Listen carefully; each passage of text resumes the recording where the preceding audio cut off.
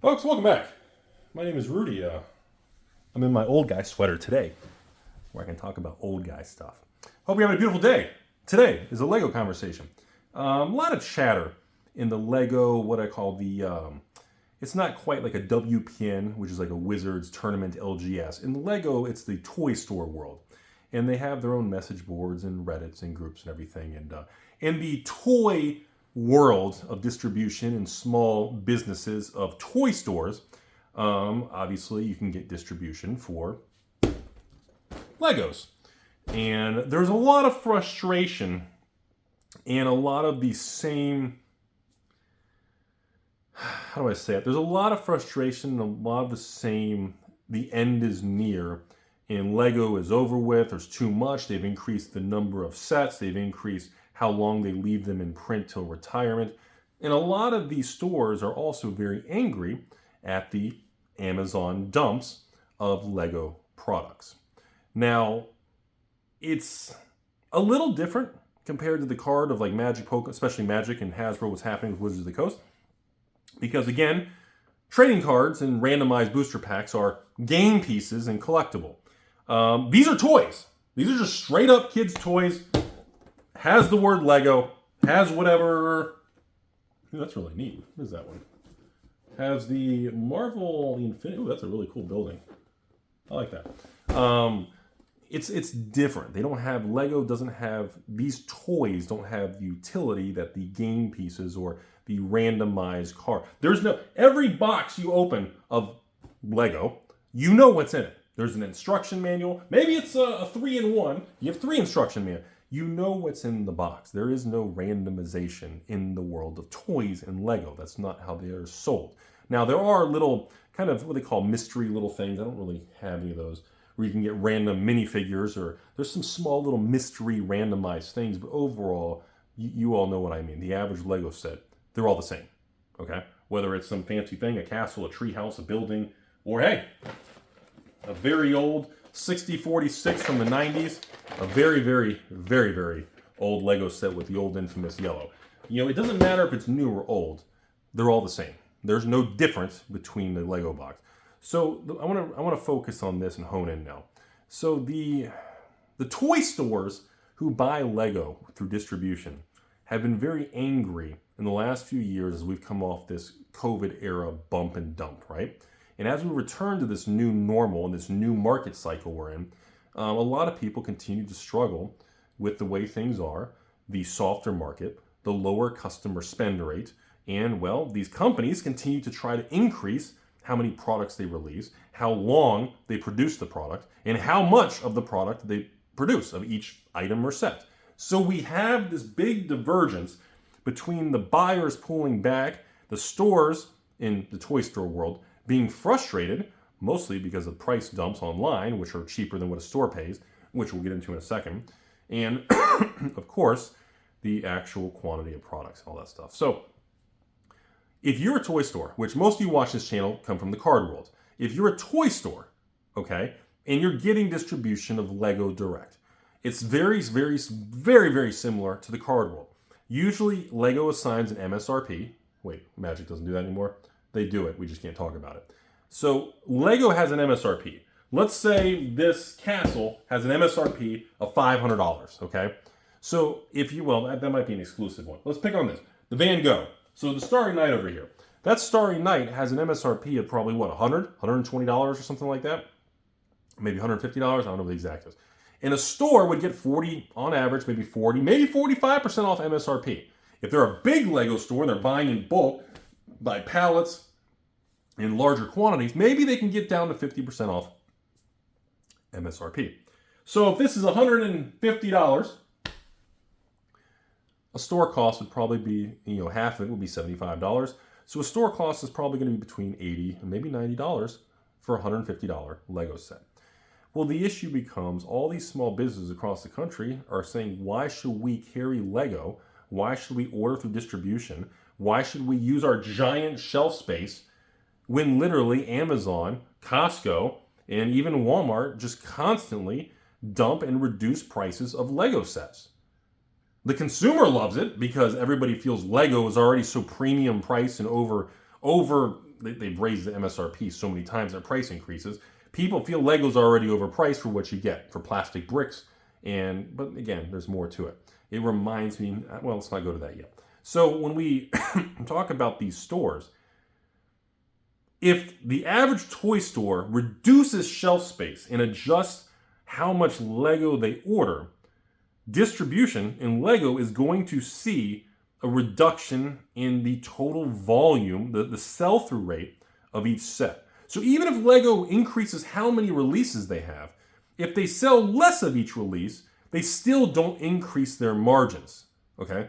Technically, it's better for Lego to make less products less, how do I say this? It's better for Lego to make less different sets, but make more of each set because they'll make more profit on that. The margins get bigger the more they sell of each item versus making tons of SKUs and set releases, but not selling many. Their margins are smaller by having a higher quantity of SKUs, but selling less of each item. It's not good business. So coming off the COVID era, we are now seeing a pullback, a negative spin in the world of Lego who collect sealed Lego, who like to buy one, build it for themselves, keep one sealed, that kind of, depending, previous to the last few years in COVID, yes, you could buy just a Lego set, wait for it to retire in 2 years, and when they retire the Lego set, the $150 set would kind of start drifting up to $180, maybe to $200. Maybe there's a spike to $250. Every set behaves differently. Some sets have a higher probability of price increase. Some have a lower probability. Technic sets. What is this? Some silly little Jeep kids toy thing. These have a lower probability of really going up in value long term. This particular toy is not really a major investment or anything. It's just something, if you get a good deal on, it may be a fun thing to have. But the probability of this becoming an investment or going up in value quite a bit, especially the Technic brand, is very, very low.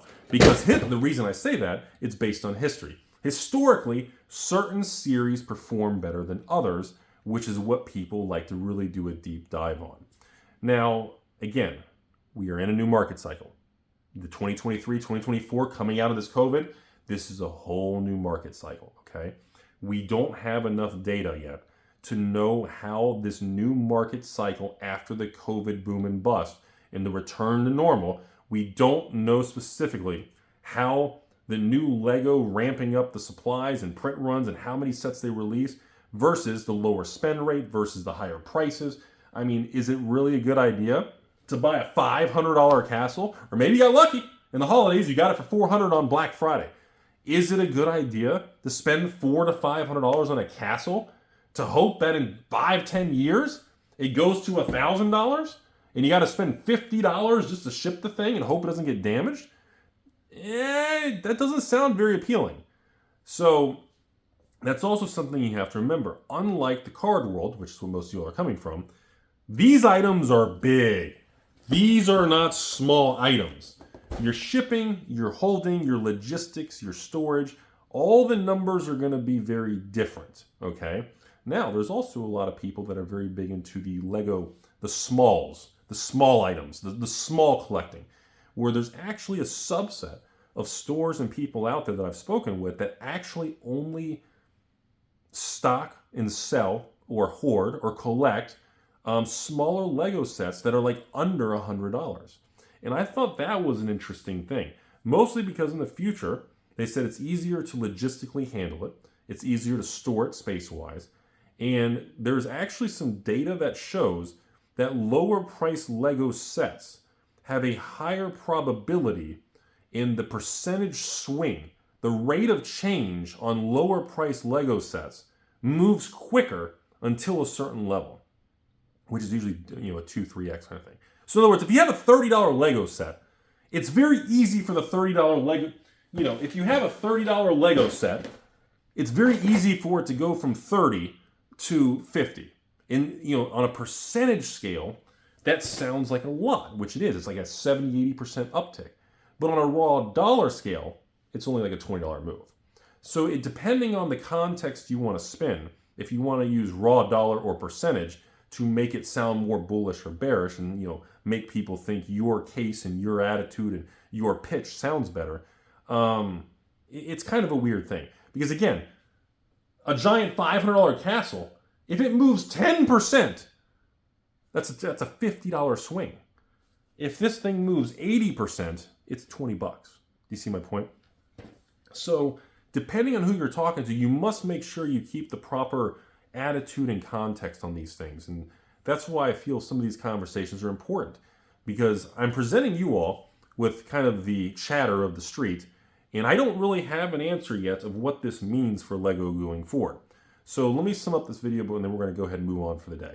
Number one, toy stores and distributors are frustrated because of the increased amount of Amazon dumps, which is pretty much 20 to 40%, sometimes even 50% price reductions of Lego sets, plus free shipping and everything. People are frustrated, brick and mortar, because the amount of space it takes for these giant things is so monstrous. Why deal with it? Number two, everybody compares it to Amazon pricing, right? That's just what it is. If Amazon sells something for $50 and your store pays $60 and you're selling it for $99 MSRP, you're going to have a hard time. Your customers are going to use that as leverage to be angry at your local toy store or be angry at the employees, and they're going to push back on you and act like that you're scalping and you're the devil and you're the bad guy. That is something that small business and individuals deal with in all markets in modern society. Some people call it the Amazon effect. It's similar to even good moment to shill for myself. Even my own patrons.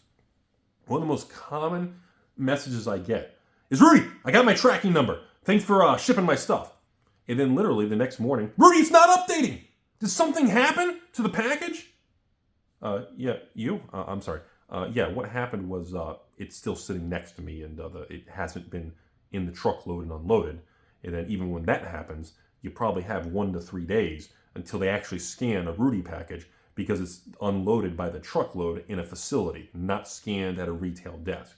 So again, we call this the Amazon effect, where people buy something they expect it the next day, or people expect pricing that's equal to or greater than or better than an Amazon pricing, which puts a lot of pressure and tilts a lot of emotion towards small businesses across the United States. And the toy industry is going through the same thing that the card industry is going through.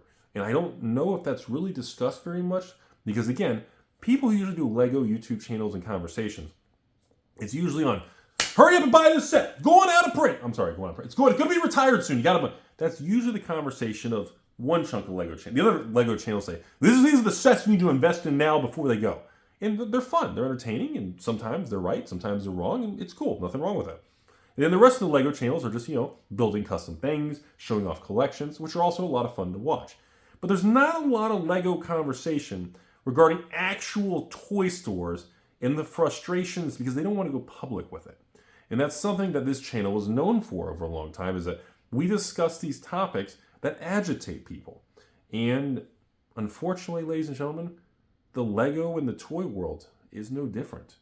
The Lego industry is experiencing a lot of frustrations due to a different distribution, pricing discounts, Amazon versus small business, and just the modern evolution of, e-commerce, brick and mortar sales, and how distribution works. It is still continuing to go through this kind of tug of war. And that's just kind of the par for the course. I guess the final thing I can say to you all is, I don't think it's really going to change. I think the toy store world and everything, and the Lego and the distribution of actual toy, maybe it's action figures, comics, actual Lego products, even board games and puzzles, anything in toy-related category or tabletop, I don't think we're going to see much improvement, or I don't think we're going to see much things getting worse either. I think a lot of the dumps in things that happened in the last 12 months were a lot more accelerated in the world of Lego and a lot more aggressive, because again, Lego ramped up how much they produced of each product, and Lego ramped up how many sets they released. They did what every other normal company did at the time, based on the data from the economy, the COVID, and the money printing era. The companies responded to what the data was inputting, and they outputted, well, more product. And then as we came back down to reality today, we had an accelerated amount of clearances, markdowns, and sales. So there is a chance that the Lego world and the toy world does calm down and return to normal. We have high interest rates. We have, swinging crypto markets and stock markets, collectible markets, commodity markets, real estate market, blah, blah, blah. But Lego is no different. It's a cycle. And yes, there's a lot of negative attacks and pressure on toy stores because of their pricing versus what Costco's and Amazon's and Lego offers the big boys. And I just want you all to be aware, all the turmoil in the card world and all the frustration and anger and attacks that happen with trading cards are happening in other sectors. And it is a very well-known issue in business right now. And yeah, it kind of sucks that a lot of toy stores that have been around a long time are dealing with constant customers that are really giving these people a hard time over pricing that they can't control. And it's very frustrating for these individuals and toy store owners. And I don't have a good thing to say in this video to comfort or say. It's part of the nature of buyers and the behavior and a side effect of social media and online pricing and e-commerce in the Lego world. And it's just something that I think at the end of the day, I think people just need to be more respectful towards each other when they go to a local store. I think, holding up your phone saying, why are you scamming and scalping people for selling, $150 set when it's $99 on Amazon?